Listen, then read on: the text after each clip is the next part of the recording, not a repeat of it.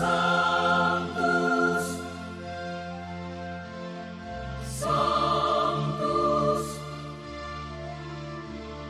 Sanctus Dominus Deus Sabaoth. Bapak, Ibu, dan saudara-saudariku yang terkasih dalam Tuhan kita Yesus Kristus, salam sejahtera untuk kita semua. Berkat Allah yang Maha Kuasa senantiasa menyertai kita. Marilah kita mendengarkan dan merenungkan bacaan-bacaan kitab suci hari Jumat tanggal 7 Maret tahun 2025. Dalam nama Bapa dan Putra dan Roh Kudus. Amin. Bacaan pertama dari kitab Yesaya bab 58 ayat 1 sampai 9a. Beginilah firman Tuhan Allah. Serukanlah kuat-kuat, janganlah tahan-tahan. Nyaringkanlah suaramu bagaikan sangkakala, beritahukanlah kepada umatku pelanggaran mereka, dan kepada kaum keturunan Yakub dosa mereka. Memang setiap hari mereka mencari aku dan suka untuk mengenal segala jalanku.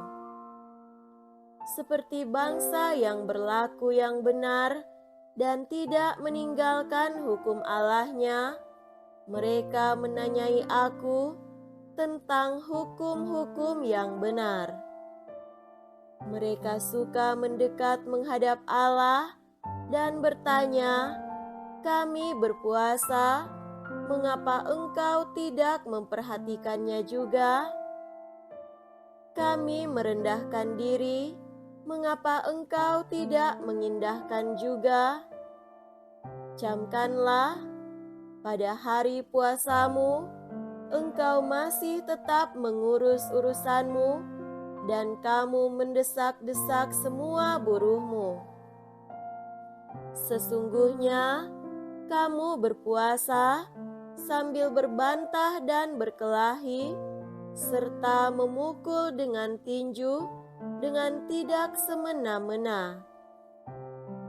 Dengan cara berpuasa seperti ini, suaramu tidak akan didengar di tempat tinggi.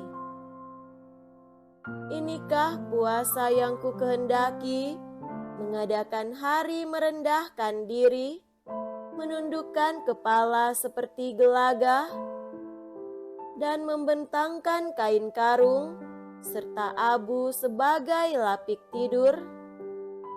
Itukah yang kau sebutkan berpuasa, mengadakan hari yang berkenan pada Tuhan? Bukan. Berpuasa yang kukehendaki ialah engkau harus membuka belenggu-belenggu kelaliman dan melepaskan tali-tali kuk.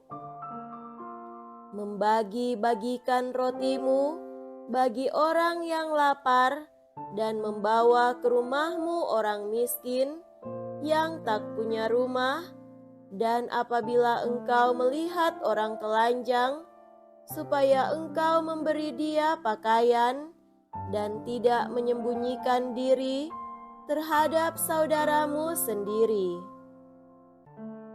Pada waktu itulah terangmu akan merekah seperti fajar, dan lukamu akan pulih dengan segera. Kebenaran menjadi barisan depanmu, dan kemuliaan Tuhan barisan belakangmu. Pada waktu itulah engkau akan memanggil, dan Tuhan akan menjawab. Engkau akan berteriak minta tolong, dan Ia berkata, "Ini aku."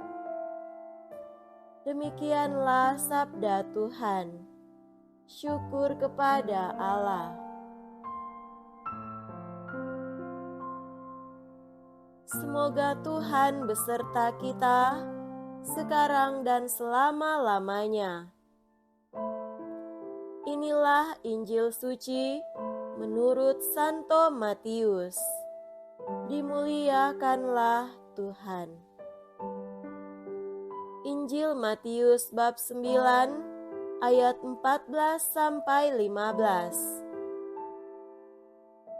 Sekali peristiwa, datanglah murid-murid Yohanes kepada Yesus dan berkata, "Mengapa kami dan orang Farisi berpuasa, tetapi murid-murid-mu tidak?"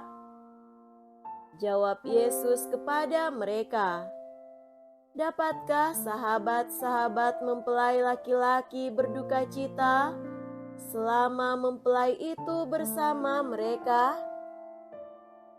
Tetapi waktunya akan datang, mempelai itu diambil dari mereka, dan pada waktu itulah mereka akan berpuasa."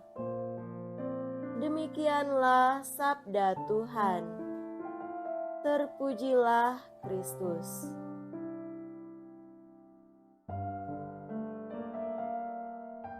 Saudara-saudariku yang terkasih dalam Tuhan kita Yesus Kristus, tema renungan kita pada hari ini adalah puasa Kristiani yang direfleksikan secara spiritual dan aplikasinya dalam kehidupan beriman.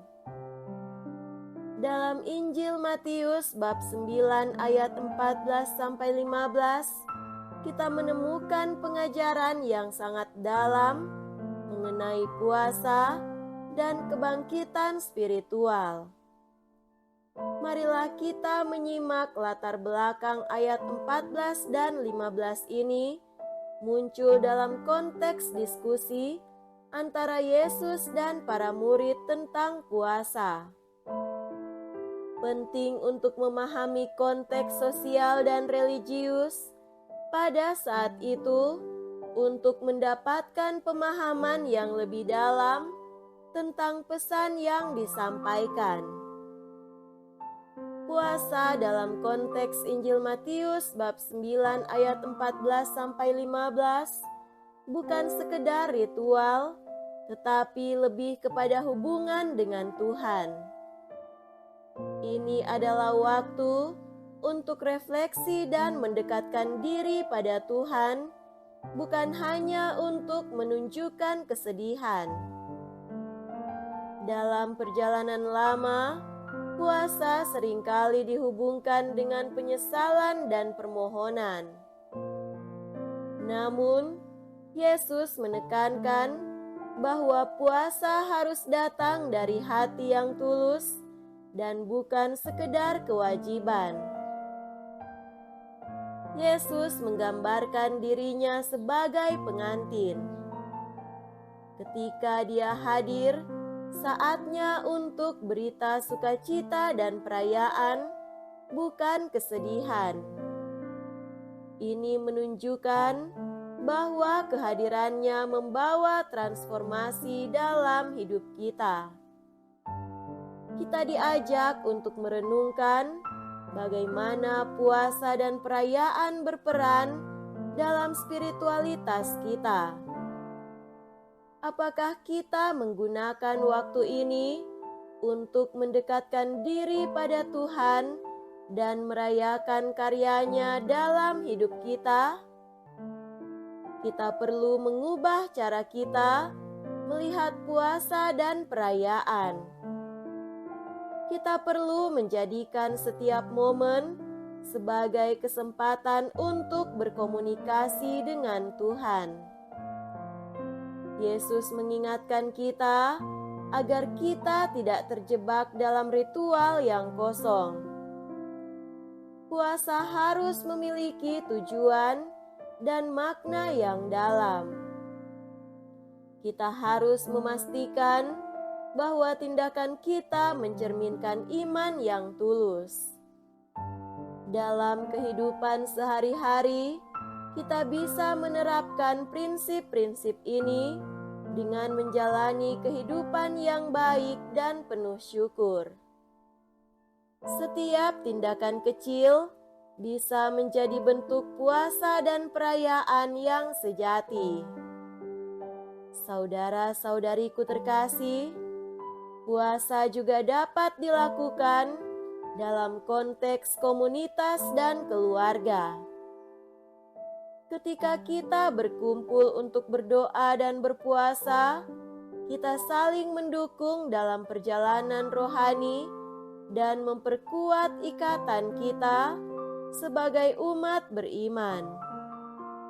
Mari kita mengambil waktu untuk merefleksikan diri kita. Apakah kita benar-benar memahami makna puasa dan bagaimana kita bisa lebih mendekatkan diri pada Tuhan dalam kehidupan setiap hari? Semoga demikian. Amin. Dalam nama Bapa dan Putra dan Roh Kudus. Amin.